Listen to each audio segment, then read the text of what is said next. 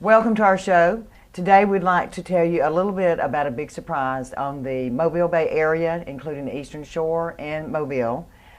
We promote local businesses and local talents, and the name of our show is Fame, Fashion, Art, Music, Entertainment, brought to you by ESC, Eastern Shore Connection, the publication I've been putting out for 3 years.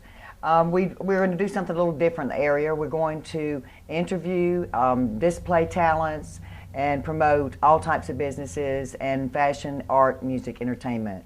Today we're in Fairhope, our favorite village on the Eastern Shore, and we are at a new jewelry store that is fantastic called Dion Jewelry, and she's located on Section Street. So let's bring her on. I'd like to introduce Megan Lamb, the owner and designer. How are you doing today? Good, nice to be here. It is. It's amazing how it rocked right into this moment.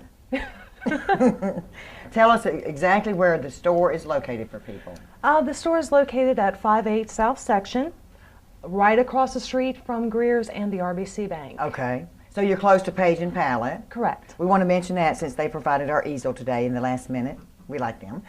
We also want to mention that what are your hours and your days of your week that you're here? I'm open Tuesday through Saturday, Okay. 10:30 to 5. Every day, so not on Sunday and Monday? Correct. Okay. If you're working with a special order or it's the holiday season, you'll accommodate that? Yes, I will. I'll be open during the holidays, and depending on the order, I'll be here pretty much living here. Yeah, we'll bring you a cot. Yeah. Tell us a little bit about what we're seeing in front of us, because the pieces are just magnificent. These are a couple of my own designs. I get inspiration either through nature or experiences in my life. This ring right here is a comedy tragedy theater ring. It has also a sapphire in the tragedy and a diamond set in the comedy. My two favorite stones. Tell the story about this. This is fascinating. This right here is a cicada shell that I've got last year, and I became really inspired to do a brooch. I've always... Oops. And there it goes. There it goes. She's alive! She killed her. Jumping after you. But tell how you did this when it was a shell and you... Well, the shell itself was so thin that I had to develop a technique in order to translate it into metal and for it to be sturdy enough to be worn. So basically something that was paper thin now has become pretty heavy. Oh, it does have some weight to it. Wow. And what is the stone? The stone is an Australian opal, hand cut by an artist in Australia. And the eyes have emeralds set into them. That is magnificent. And we tested the durability right there. Yes, on did not there break. You go. Tell us about this one. I also make custom rosaries along with some rosaries for sale. Good area for that. Excuse me. Oh yeah. To where someone can also come in and pick the cross and the connection and their stones that they would like. This particular one is made with white freshwater pearls and sterling silver. That's beautiful. And each one has a unique design, and no two are alike. Oh, that's fantastic. I'm real big into one of a kind or a limited amount. I was going to ask you this. This is so popular right now to wear as necklaces. And, you know, I find myself wearing one from India also, but not near as elegant as yours. Are you seeing that to happen too, where especially young people, they buy them and wear them as a necklace? Oh yeah, I get a lot of requests for the necklaces. Okay. And someone can come in and pick a rosary and then pick their connections, and I can make it into a necklace for them. That's great. Well, you're giving me an inspiration, and I have to mention this would be an awesome idea for gifts for your loved ones, men or women. She makes jewelry for everybody, kids, whatever.